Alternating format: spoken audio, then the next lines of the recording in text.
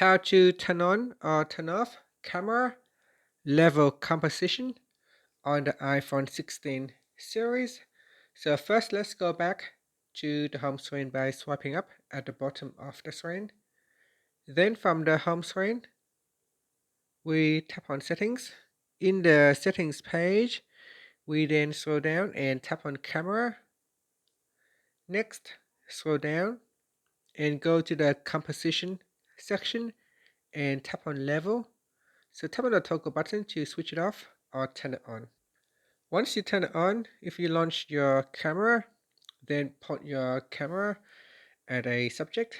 When you're trying to take a photos, the camera will determine if you are taking a landscape shot or if you are taking a close-up shot. When you are taking a landscape shot, it will show a level right here, and you can tilt your camera until it is fully level.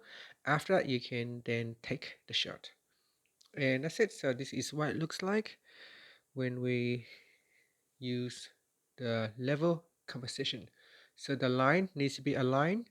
Once it is properly aligned, it will show a yellow line. And that's it.